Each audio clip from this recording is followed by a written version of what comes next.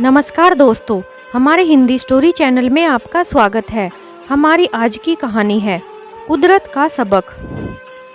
गायत्री देवी जी एक गाड़ी में बैठी हुई थी। वह गाड़ी गणपति जी के विसर्जन के लिए जा रही थी और गायत्री जी को भी इस गाड़ी में बैठाया गया था।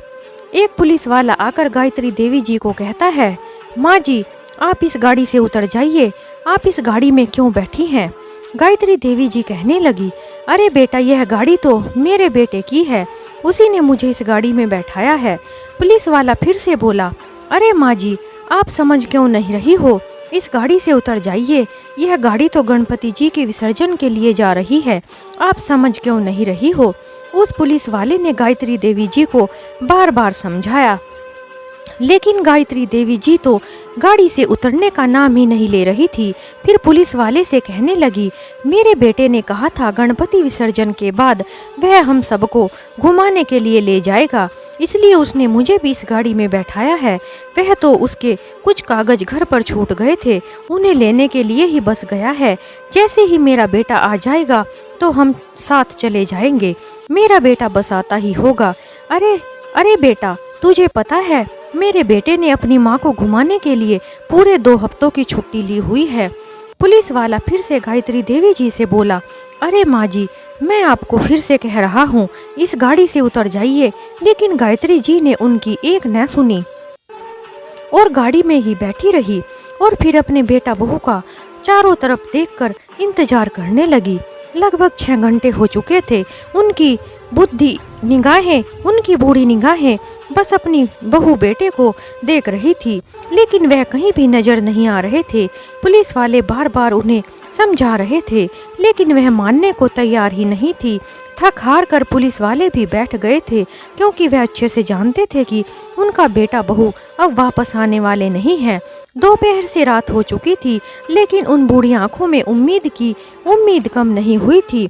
तभी एक महिला पुलिसकर्मी का फोन बजा और उसने गायत्री जी को फोन दे दिया।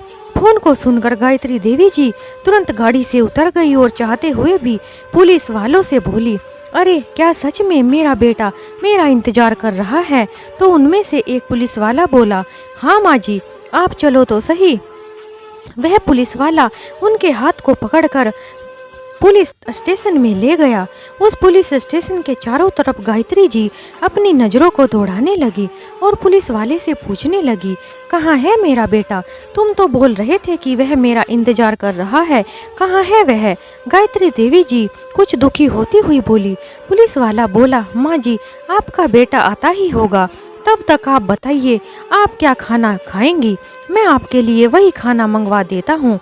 तो गायत्री देवी जी ने कहा, हाँ बेटा 2 रोटी दे दो, मुझे बहुत भूख लगी है, सुबह से मैंने कुछ भी नहीं खाया है। गायत्री देवी जी नम आंखों से बोली। एक पुलिस वाला गायत्री देवी जी के लिए खाना लेकर आ गया। ऐसा खाना गायत्री जी ने कितने दिनों के बाद खाया था। जब गायत्री देवी जी ने खाना खा लिया तो पुलिस वाले ने पूछा, अम्मा जी आपके बेटे का क्या नाम है और आपका बेटा करता क्या है और रहता कहाँ है आपका बेटा? लेकिन गायत्री देवी जी तो कुछ भी बताने में असमर्थ थी। शायद उनकी मानसिक स्थिति अच्छी नहीं थी। सारे पुलिस वाले पूछ कर थक चुके थे, लेकिन गायत्री जी बस एक ही बात कहती जा रही थी, मेरा बेटा मुझे घुमाने ले जाएगा। लेकिन जब 5 दिनों तक भी उनके बेटे का कुछ अता पता नहीं चला, तो पुलिस वालों ने मीडिया वालों को बुला लिया और उनके बेटे की खबर लेने के लिए बोला गया।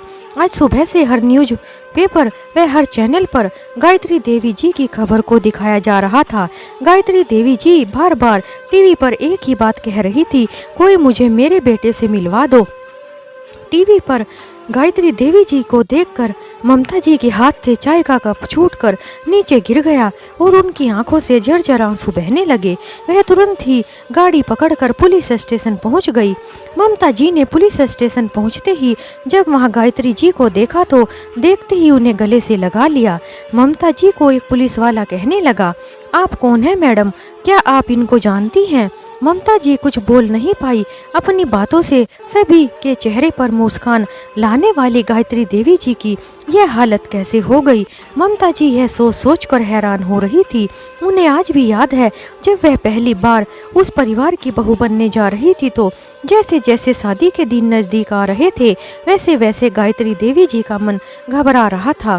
कारण था बड़ा ससुराल, जबकि उसके मायके में तो गायत्री देवी जी एक छोटे से परिवार में रहती थी। एक छोटे से परिवार में ही पली बड़ी थी। गायत्री क्या सोच सोच कर परेशान हो रही थी। ऐसे चुपचाप और अकेली क्यों बैठी हो। एक दिन गायत्री देवी जी की सहेली ममता उनसे मिलने आई थी। ममता पूछने लगी, अरे गायत्री, यह तो बताओ, तुम तो बड़े परिवार में रहती हो, तुम्हारी शादी भी बड़े परिवार में हुई है, तो तुम्हारा अनुभव कैसा है बड़े परिवार का।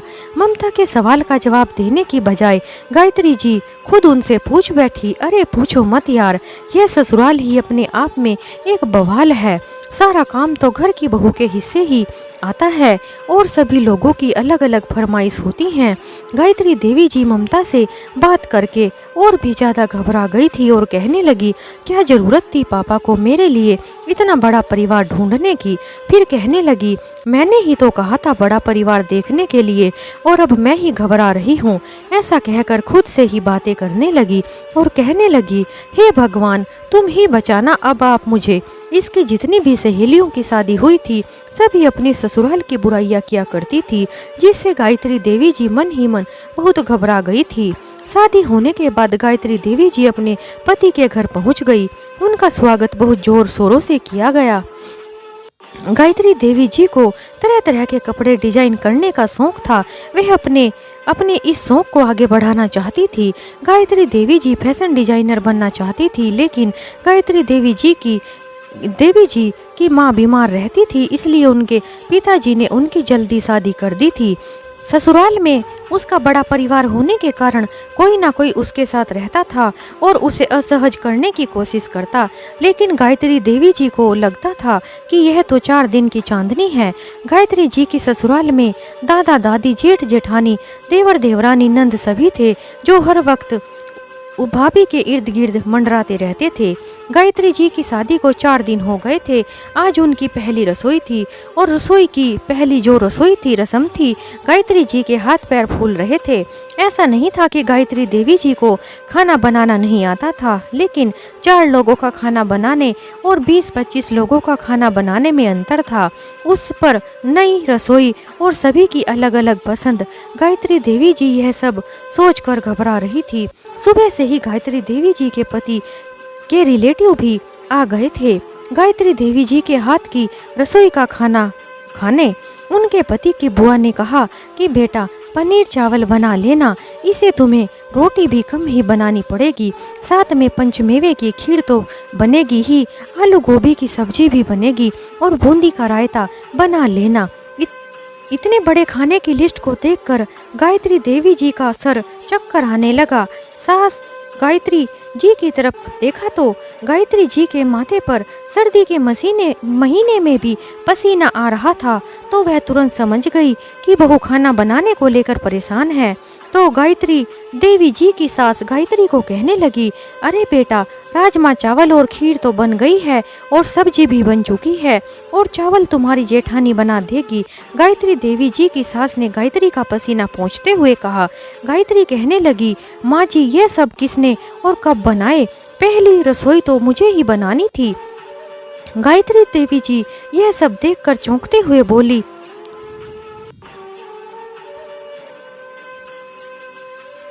यह सब देखकर गायत्री की सास बोली, अरे बेटा, धीरे बोलो, बाहर मेहमान भी हैं, उन्हें नहीं पता लगना चाहिए कि यह तुमने नहीं बनाया है। यह सब हम लोगों ने 3 बजे उठकर ही बना लिया था। तभी रसोई में उसकी ताई जी उसकी चाची के साथ आई और बोली, चलो अब तुम अपनी साड़ी को संभालो और लग जाओ खाना बनाने में। गायत्री जी की जेठानी आई। फिर गायत्री जी अपनी जेठानी से बोली, सब काम तो आप लोगों ने पहले ही कर दिया है भाभी।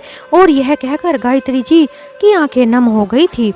गायत्री जी की जेठानी आई। फिर गायत्री जी अपनी जेठानी से बोली, यह सब तो आप लोगों ने पहले ही बना दिया है भाभी। और यह कहकर गायत्री जी की आंखें नम हो गई थी। ससुराल ऐसा होता है यह तो मुझे अंदाजा भी नहीं था। हाँ तो बनाया हमने है, पर लोगों को तो यही लगना चाहिए कि यह सब तुमने ही बनाया है, इसलिए तुम थोड़ी थकी थकी सी व अस्त व्यस्त तो दिखनी ही चाहिए ना हमारी देवरानी जी। गायत्री देवी जी की जेठानी मुस्कुराते हुए बोली और उसके साड़ी के पल्लू को उसकी कमर पर घुसा दिया और बाल भी थोड़े बिखरा दिए और कहने लगी, अरे गायत्री खाने में क्या क्या बनाया है।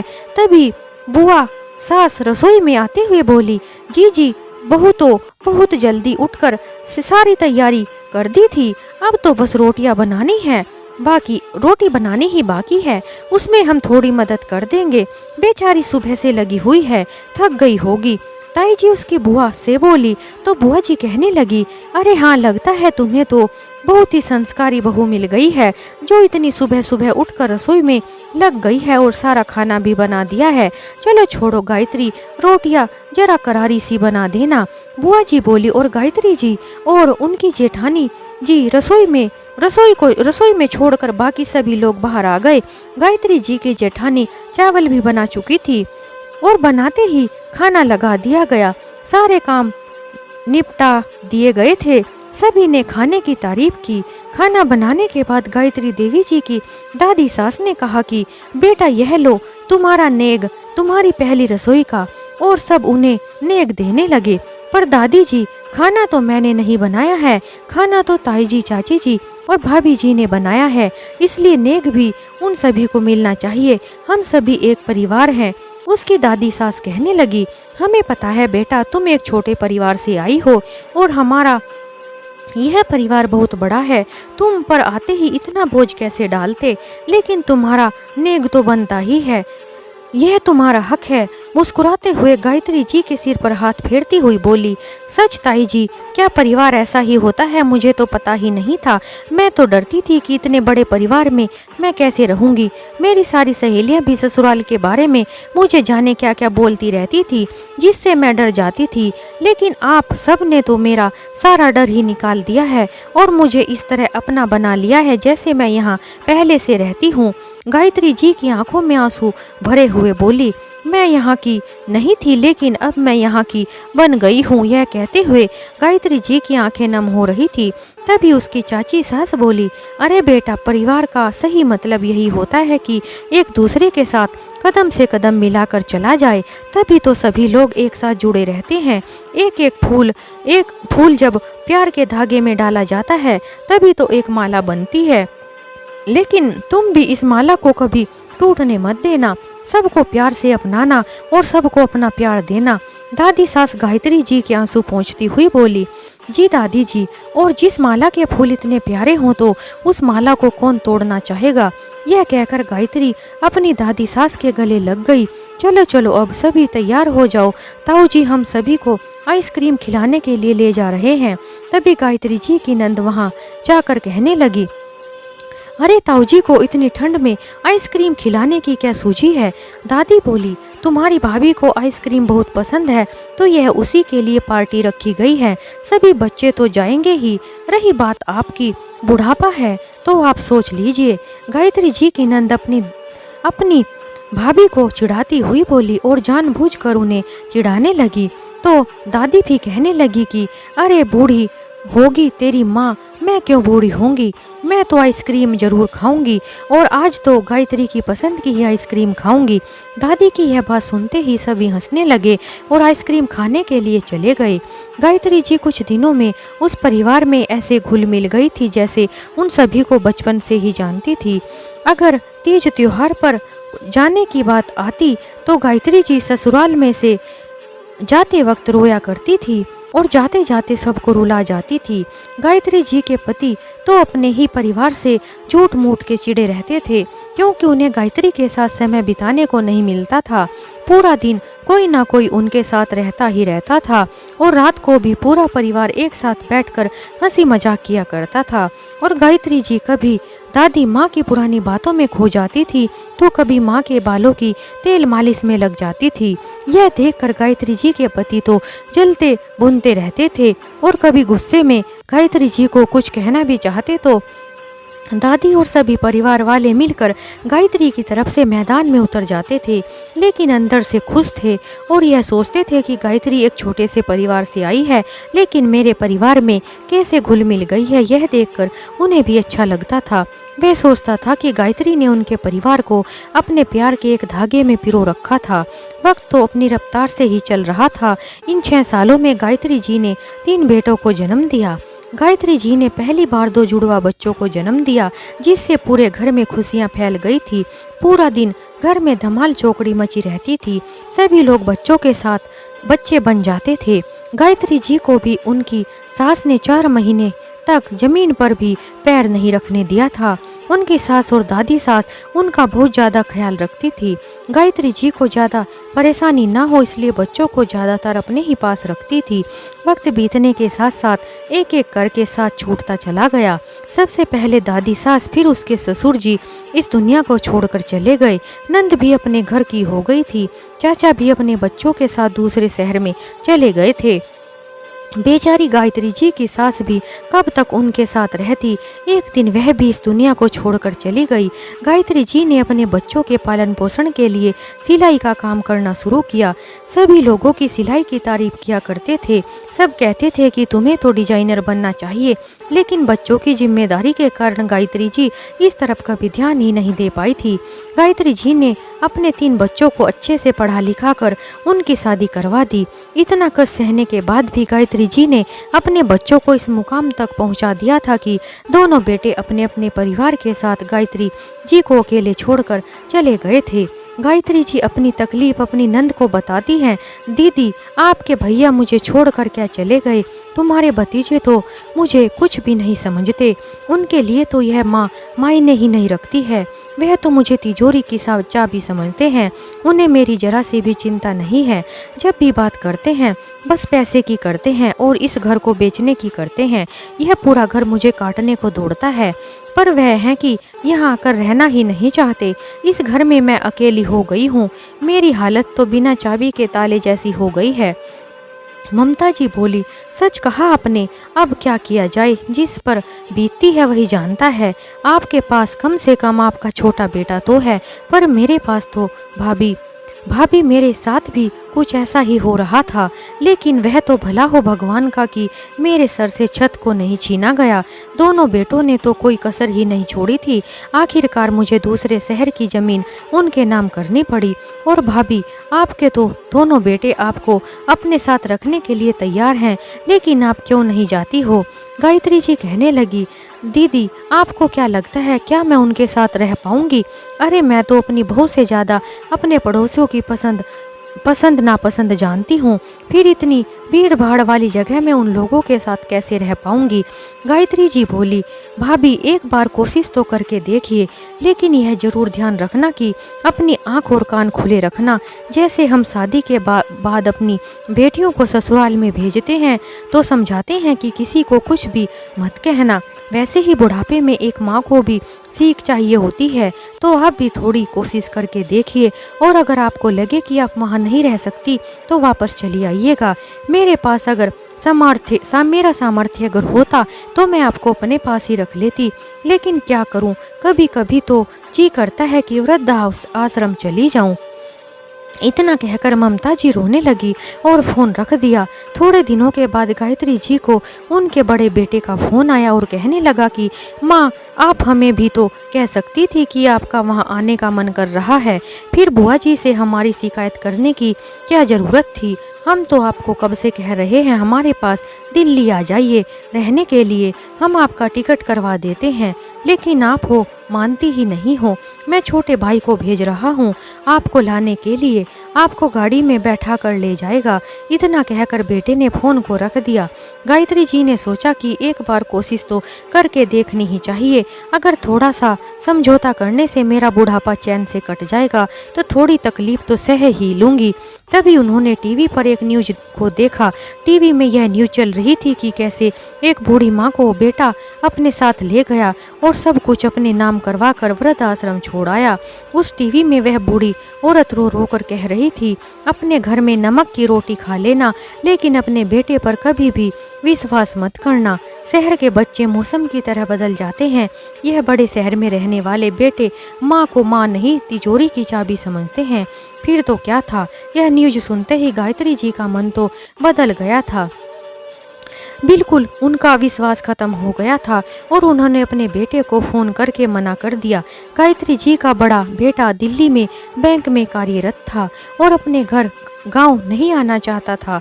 माँ को बार बार फिर से मनाने की कोशिश करता है और हर बार की तरह माँ को यही कहता है, बाप रे बाप, दिल्ली जैसी मेट्रो सिटी में रहने के बाद यहाँ कौन आएगा। आप भी गांव के घर को बेचकर मेरे पास आ जाओ, सभी पैसों को बैंक में डाल देंगे और आप बैंक में रखे पैसों को बस खाते रहना, फालतू में वहाँ घर को रख कर पैसे बर्बाद कर रही हो।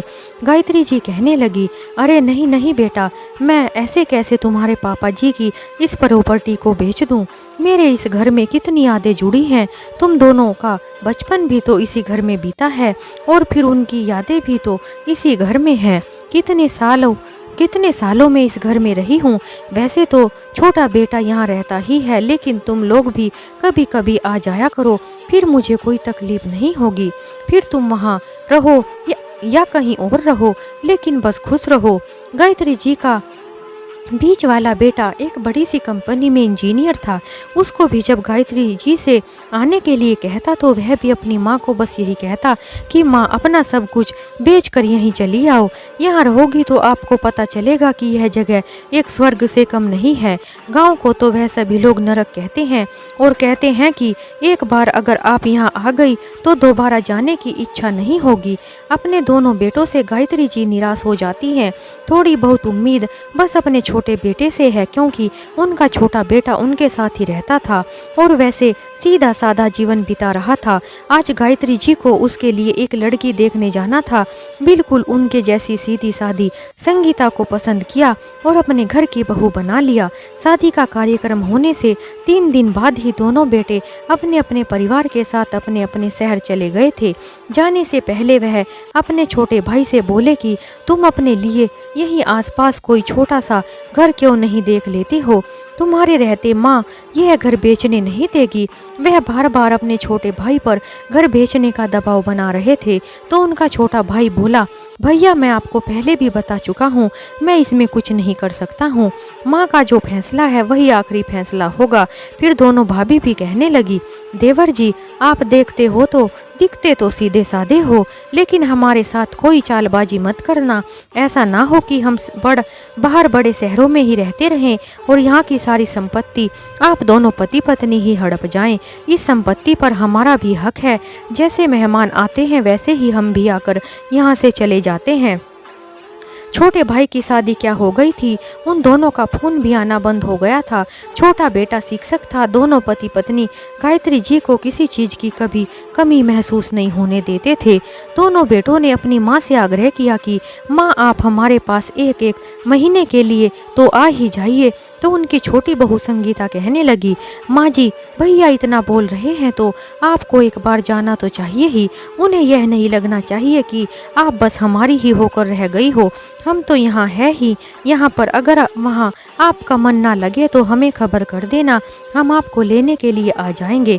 गायत्री जी संगीता की बात मानकर तैयार हो गई। सबसे पहले वह अपने बड़े बेटे के पास गई, लेकिन उसने वहां जाकर देखा कि वह घर तो बहुत छोटा सा था, जिसमें सिर्फ 2 कमरे थे और चारों तरफ से बंद था, बिल्कुल चिड़िया के घोंसले जैसा। बच्चे सुबह स्कूल चले जाते थे और बेटा अपने काम पर निकल जाता था। गायत्री जी की बड़ी बहू कहने लगी, माँ जी हम यहाँ सभी लोग अपना अपना काम खुद ही करते हैं, क्योंकि यहाँ काम वाली बहुत महंगी मिलती है। अब आप आ ही गई हैं तो मेरी कुछ मदद कर दीजिए। घर की साफ सफाई नहीं हुई है क्योंकि मुझे फुर्सत ही नहीं मिलती। आप पूरे दिन घर में बैठकर क्या करेंगी, तो हमारे आने तक घर की सफाई कर दीजिएगा। उसके बाद खाना बनाकर रख देना। मैं बाहर से ताला लगाकर चली जाती हूँ। अब क्या भरोसा, अगर बाहर से कोई चोर अंदर घुस गया तो पूरे घर को खाली कर देंगे। फिर तो हम बर्बाद ही हो जाएंगे। गायत्री जी बहू की हाँ में हाँ मिलाती हुई कहती हैं, ठीक है बेटा। कुछ घंटे के बाद संगीता का फ़ोन आया और वह कहती है, माँ जी कैसी हो आप, और आप क्या कर रही हो? आपको पता है बुआ जी का फ़ोन आया था और आपके बारे में पूछ रही थी। जब गायत्री जी ने सारी बात बताई तो संगीता को यह जानकर बहुत बुरा लगा और कहने लगी कि भाभी इतने दिनों से आपको अपने पास बुला रही थी, लेकिन आज उनके पास माँ के लिए समय ही नहीं है, और तो और उनसे घर का काम करवाती रहती है। कोई बात नहीं, अपने घर का काम करने में कैसी शर्म। गायत्री जी कहने लगी, इसका मतलब जब मैं लौटकर गांव आऊंगी तो वहां भी मुझे घर का काम करना पड़ेगा। संगीता हंसकर बोली, अरे नहीं माँ जी, घर के काम को करने के लिए मैं ही काफ़ी हूँ। गायत्री जी पहले घर का सारा काम करती, उसके बाद खाना बनाती थी। शाम को बेटे बहू आकर खाना खाते और खाकर अपने कमरे में चले जाते थे। बच्चे भी अपनी दादी के पास आकर नहीं बैठते थे। ना ही बेटे को फुर्सत थी कि माँ से दो बातें ही कर ले, और फिर बहू अगले दिन का सारा काम उन्हें ही समझा देती थी। घर से निकलने की तो बात ही दूर थी, वह तो अगल बगल वालों को भी नहीं जानती थी और उन्हें देखा तक नहीं था। उनका मन नहीं लग रहा था। देखते ही देखते कई दिन बीत गए। गायत्री जी अपने बेटे से बोली, बेटा मेरा गांव का टिकट करवा दो, मैं यहाँ नहीं रह सकती। यहाँ तो मुझे घुटन महसूस होती है और तुम लोग भी घर में नहीं रहते हो। तुम लोगों के पास फुर्सत ही नहीं है। मैं तो स्वच्छ हवा में रहना चाहती हूँ। मैं तो ताज़ी हवा के लिए भी तरस गई हूँ, और फिर इस उम्र में घर का काम मुझसे अब नहीं होता। यह बड़ा शहर तुम्हें ही मुबारक हो, मेरे लिए तो मेरा गांव ही अच्छा है। बड़ा बेटा तुनक कर बोला, माँ जी अगर आप चाह ही रही हो तो दोबारा आने का नाम भी मत ले लेना, आने जाने में भी पैसे लगते हैं। बुआ जी, माँ जी आप भी हद करती हो। घर का थोड़ा काम क्या कर लिया, आप तो हमें सुनाने ही लग गई। अब क्या किया जाए? मेंढक को अगर खुले में रख दिया जाए, उसे तो बाहर का वातावरण नहीं रास आता। तुम्हारी माँ की हालत भी बिल्कुल उस कुएं के मेंढक जैसी हो गई है। गायत्री जी बोली, बहू बड़े शहर में आकर क्या रिश्ते भी बदल जाते हैं? क्या माँ का प्यार बदल जाता है? यह अपनी सास की इज्जत करना भी भूल गई हो। यह शहर तुम्हें ही मुबारक हो। तुम तो बस मेरे जाने का टिकट करवा दो। फिर क्या था, बेटे बहू दोनों ने दिमाग लगाया कि माँ अगर मर जाए तो सारी संपत्ति का बंटवारा आराम से हो जाएगा। दोनों अपनी माँ को कहने लगे, माँ 1 हफ्ते बाद चली जाना। आपकी बहुत इच्छा थी कि बाहर घूमने जाना है, तो गणेश विसर्जन के बाद हम सब घूमने जाएंगे। इसलिए बेटा माँ को गाड़ी में बैठा कर चला गया। गायत्री जी अपने ख्यालों से बाहर आई और उनको घर लेकर पहुँचे तो देखा कि उनका छोटा बेटा और बहू किसी काम से बाहर गए हुए थे। उन्होंने उसे तुरंत घर फ़ोन करके आने को कहा। जब तक उनका छोटा बेटा घर लौटा तो ममता जी अपनी भाभी गायत्री जी के साथ ही थी और उनका इलाज करवा रही थी और उनका ख्याल रख रही थी। गायत्री जी धीरे धीरे अच्छा महसूस करने लगी थी। फिर एक दिन दूसरे बेटे का फ़ोन आया और अपनी माँ को कहने लगा कि माँ जब आप बड़े भैया के साथ रह सकती हो तो मेरे साथ क्यों नहीं रह सकती? कुछ दिन मेट्रो सिटी में तो रहकर देखिए, यहाँ का मौसम भी बहुत अच्छा है। गायत्री जी बोली, नहीं बेटा, दूध का जला तो छाछ भी फूक फूक कर पीता है। तुम्हारे बड़े भाई के घर रहकर देख आई हूँ, जैसे जैसे मौसम बदलता है रिश्ते भी बदलने लगते हैं। उसने तो मुझे रहने के लिए ही नहीं छोड़ा था, लेकिन शुक्र है भगवान का मैं बच गई। अब तो जीवन के अंतिम दिनों तक मैं अपने गांव में ही रहूंगी। इतना कहकर उन्होंने फ़ोन रख दिया। गायत्री जी आंगन में बैठी हुई चाय पी रही थी, तभी वहां कुछ लोग अपने परिवार के साथ आए और बोले, क्या आप ही गायत्री देवी जी हैं? हमें आपके बेटों ने भेजा है इस घर को देखने के लिए, तो क्या हम इस घर को देख सकते हैं? गायत्री जी चौंक गई। गायत्री जी बोली, जरा ठहरो, आपको गलतफहमी हुई होगी या फिर आपको किसी ने गलत खबर दी होगी कि यह घर बिकाऊ है। अभी तो मैं जीवित हूँ, मेरे जीते जी यह घर नहीं बिक सकता। मेरा छोटा बेटा अभी घर पर नहीं है, इसलिए आप घर को नहीं देख सकते। और वैसे भी यह घर नहीं है, बल्कि मेरे पति द्वारा मुझे दिया हुआ अनमोल उपहार है। इस घर को मेरे पति ने बड़े ही शौक से बनवाया था। फिर वह लोग बोले, माँ जी घर तो हर कोई बनवाता ही है और फिर एक दिन उसे बेच भी देता है। अगर आप चाहती हो तो मैं आपको सारे पैसे कैश में देने को तैयार हूँ, और अगर आप कहेंगी तो मैं आज ही सारी पेमेंट भी कर दूंगा। बस मुझे एक बार घर देखने दीजिए। तभी संगीता अंदर से आई और बोली, आपको एक बार समझ में नहीं आता? जब मेरी सासू माँ ने कह दिया है कि यह घर नहीं बेचना है तो मतलब नहीं बेचना है। आप कृपया यहाँ से चले जाइए। हमारे घर में मेहमानों के साथ तमीज से पेश आते हैं। तभी उनका बेटा कहता है, माँ अपने घर क्यों नहीं बेचने दिया? और संगीता कौन होती है उन्हें वहाँ से भगाने वाली? हम आपको कह रहे हैं कि घर को बेच दीजिए और हमारा हिस्सा हमें दे दीजिए। हमने बहुत कोशिश की कि आप हमारे रास्ते से हट जाएं, लेकिन आप तो पता नहीं किस मिट्टी की बनी है। तो बेहतर होगा आप उस घर को बेच दो। उसमें से कुछ पैसे हम आपको आपके लिए भी छोड़ देंगे, ताकि आप आराम से वृद्ध आश्रम में जाकर रह सको। गायत्री जी बोली, वाह बेटा, मेट्रो सिटी में क्या रहने लगे? तुम तो बहुत ज़्यादा एडवांस हो गए हो। जीते जी अपनी माँ को वृद्धाश्रम भेजना चाहते हो। अरे दिखा तो ऐसे रहे हो तुम जैसे बेटो तुम कितने बड़े शहर में क्यों ना चले जाओ, लेकिन तुम्हारी मानसिकता तो खोखली ही रहेगी। बेटा, माँ को तुम लोगों ने माँ समझा कहाँ है? तुम तो मेरी तिजोरी की चाबी समझ रहे थे, जिसे तुम दोनों अपने कब्जे में लेना चाहते थे, इसलिए अपने पास बुलाना चाहते थे। आज कहती हूँ, आज के बाद मुझे अपनी शकल मत दिखाना। आज से मेरा सिर्फ एक ही बेटा है। तुम तो एक लालची भेड़िए हो जो पहले अपनी माँ को खाओगे, उसके बाद अपने भाई को। पर मेरे जीते जी मैं यह नहीं होने दूंगी।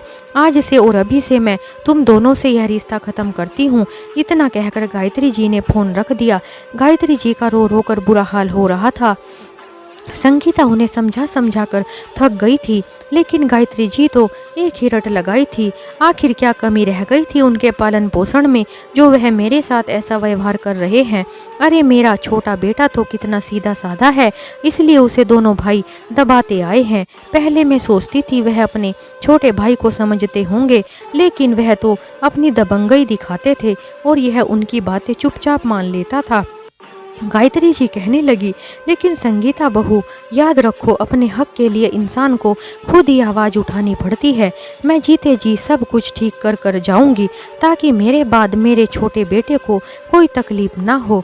अगले ही दिन गायत्री जी ने अपने वकील को बुला लिया और अपने घर के कागज तैयार करवा लिए, और नॉमिनी में उन्होंने अपने छोटे बेटे का नाम लिखवा दिया और दोनों बेटों के सामने अपना फैसला सुना दिया और अपने चिंतित मन को भी शांत कर दिया, और अपने दोनों बेटों का नंबर ब्लॉक करके डिलीट कर दिया। छोटा बेटा स्वभाव का इतना अच्छा था कि उसकी बुआ भी वहाँ पर आती जाती रहती थी, और उसकी पत्नी संगीता भी बहुत ही अच्छी थी। छोटा बेटा तो अपनी बुआ जी को कहता था, बुआ जी आप यहीं क्यों नहीं आ जाती हो? अगर आप रहती हो तो माँ को अच्छा लगता है। तो ममता जी कहती हैं, अरे बेटा, लोग तो चाहते ही हैं कि मैं यहाँ से निकल जाऊँ, ताकि मेरे लालची बच्चे सारी संपत्ति अपने नाम पर कर ले, लेकिन मैं यह नहीं करना चाहती। लोग क्या कहेंगे कि जीवन के अंतिम पड़ाव में अपने मायके जाकर बैठ गई है। तुम लोगों से मुझे इतनी इज्जत मिलती है, यही मेरे लिए काफ़ी है। लेकिन फिर भी अगर कोई दिक्कत होगी तो तुम्हारे पास आ जाऊंगी। थोड़े दिनों के बाद संगीता ने खुशखबरी दी। अब तो गायत्री जी का पूरा समय बच्चों में ही बीतने लगा था। उन्हें अपने दोनों बेटों की याद भी नहीं आती थी, लेकिन अगर कभी आती भी थी तो आंखों में आंसू और दर्द भी ले आती थी। संगीता से अपनी सास का यह दर्द देखा नहीं जाता था, तो संगीता ने अपनी बुआ जी के साथ मिलकर एक ब्यूटी पार्लर खोल लिया था और गली गली में गायत्री जी के सिलाई कढ़ाई के पोस्टर भी लगवा दिए थे। पहले तो गायत्री जी नहीं मानी, लेकिन जब संगीता और ममता ने गायत्री जी की हिम्मत बंधाई तो गायत्री जी मना नहीं कर पाई और उन्होंने कपड़े डिजाइन करना शुरू कर दिया। धीरे धीरे लोगों को उनका काम बहुत ज़्यादा पसंद आने लगा, जिससे गायत्री जी की हिम्मत भी बढ़ने लगी थी।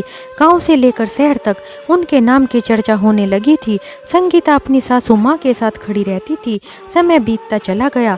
गायत्री जी के काम को देखकर बड़े बड़े सितारे भी उनसे अपनी ड्रेस डिजाइन करवाने लगे। अब तो अखबार के फ्रंट पेज पर गायत्री जी की फोटो आ रही थी। गायत्री जी ने अलग अलग शहरों में अपने ब्यूटी सैलून खोल लिए थे, जहां एक से एक डिजाइन उनके द्वारा डिजाइन किए हुए मिलते थे। लगभग 5 साल की मेहनत के बाद आज फिल्म फेयर अवार्ड में गायत्री जी को बेस्ट डिजाइनर का अवार्ड मिला था।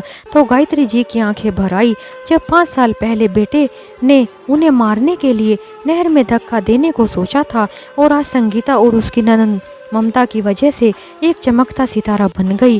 अब तो गायत्री जी के हंसने को पंख लग गए थे। छोटी मार्केट से लेकर बड़े बड़े शोरूम तक गायत्री जी का नाम छाया रहता था। आज ऐसी खुशी में संगीता ने एक शानदार पार्टी रखी थी। बेटे को जब माँ की हैसियत का पता चला तो भिखारी की तरह दौड़े दौड़े चले आए, लेकिन उस भरी पार्टी में गायत्री जी ने अपने बेटा बहू को पहचानने से इनकार कर दिया। आज गायत्री जी दिल्ली की सबसे टॉप बिल्डिंग में रहती हैं। उन्हें किसी भी चीज़ की कोई कमी नहीं है। गायत्री जी का नाम अखबार में या उनका टीवी पर इंटरव्यू देखते हैं तो हाथ मल कर रह जाते हैं। आज उन्हें एहसास हो रहा था कि उन्होंने अपनी माँ के साथ बहुत गलत किया है, लेकिन अब उनके पास पछताने के अलावा कुछ नहीं था। उन्होंने अपनी माँ के प्यार को खो दिया था। इस तरह हमारी यह कहानी समाप्त होती है। अगर आपको हमारी कहानी अच्छी लगी हो तो हमें कमेंट में ज़रूर बताएं। हमारी कहानी सुनने के लिए बहुत बहुत धन्यवाद।